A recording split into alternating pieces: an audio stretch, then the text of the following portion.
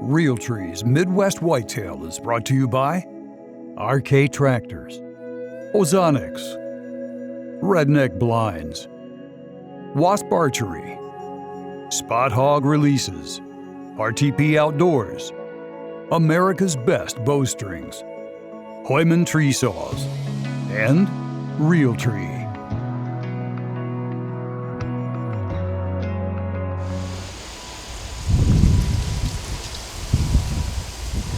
It's October 3rd, and basically we have the best conditions you could possibly ask for an early October hunt. Cold front rolled through yesterday. Now we got the high pressure system behind it. Pretty strong 15-mile-an-hour northwest breeze. Just perfect conditions. I expect a lot of big mature deer to be on their feet tonight. We're going after the big deer tonight, and I finished my last vlog basically talking about how I was going to play it smart and try to eliminate any mistakes, and here I am getting as aggressive as you possibly can on this farm. Well, Grant and I are going to head in, try to find a spot to sit on the ground where we've been getting pictures of this buck and just try to intercept him. We don't know exactly where he's bedded, but we have a general idea of where he spends most of his time. So we're going to set up in some CRP and just hopefully find a spot where we can have a little bit of visibility to a path that he's been walking. It's crazy aggressive, but a lot of people hunting this deer, and I'd rather hunt him on a halfway reasonable pattern now as opposed to waiting a few weeks where he could go anywhere depending on where the hot doe is. So it's crazy. This is the most aggressive I've ever been on a deer for sure, but who knows, it might just work. So we're gonna try sneak in there. We'll be close to where we've been getting pictures of them, within 70 yards probably, maybe even closer. So it's gonna be kind of a pins and needles hunt once we get in there. So we're gonna try to go get set up.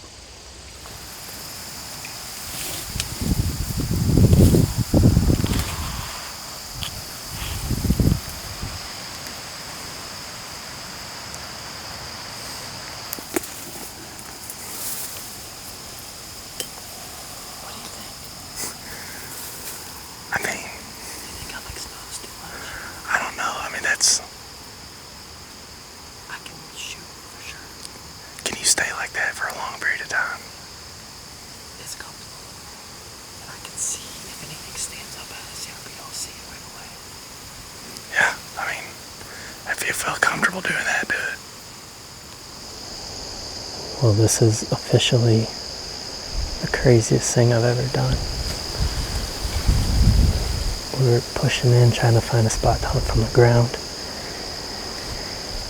And finally found a spot, but I was going to have to go and cut down a bunch of tall grass that's in front of us so I could shoot. And I was just about to walk up there and heard a deer cough about within 20 yards over in the CRP, this prairie grass. So we stopped right where we were. And there's these two tiny little willows that I'm sitting in. And I originally just wanted to climb up and see if I could see if it was this big deer bedding right out here. I can't see the deer, but I got up here and realized it's actually pretty comfortable and I can shoot just fine. I'm like not even 5 feet off the ground, but there's enough cover. I hope there's enough cover to make it work. And I don't have to trim anything because now I can shoot over the grass. So this is going to be pretty intense hunt, and Grant and I aren't going to be able to talk a whole lot because Grant's going to be on the ground. But if he does what he's been doing out on this path, we should be on the game. So it's going to be pins and needles the rest of the night.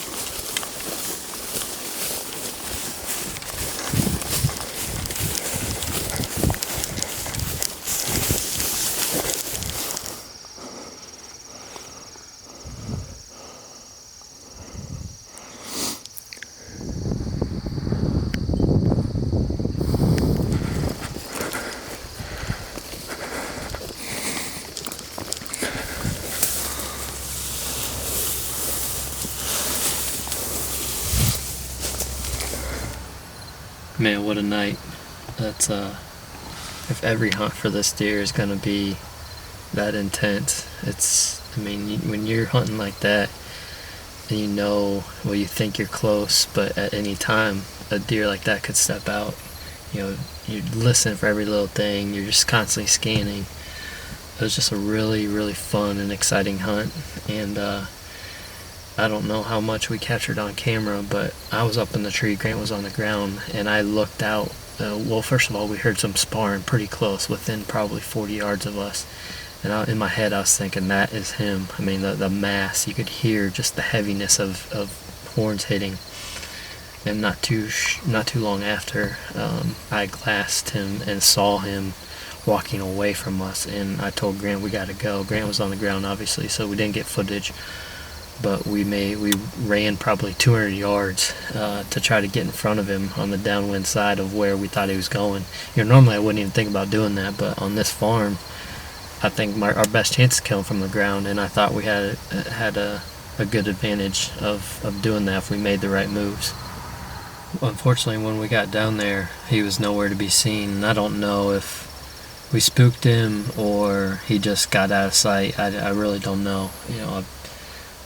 Part of me feels like we spooked him just because that's the worst case scenario, but we actually climbed up an elevated blind to be able to get a good vantage of the whole area and couldn't see him anywhere. So I really hope that he just happened to work past the openings and before we could get down there. I don't know. Hindsight's 20/20. Just in that tree, like, it was just a no-brainer. Gut reaction, jumped out of the tree, let's go, Grant. And we busted it all the way to the other end. But I don't know, it's crazy. It's if every hunt, like I said, if every hunt for this deer is this wild, it's gonna be a fun ride. So it was cool to lay eyes on him, at least. I can tell you he looks really big walking away.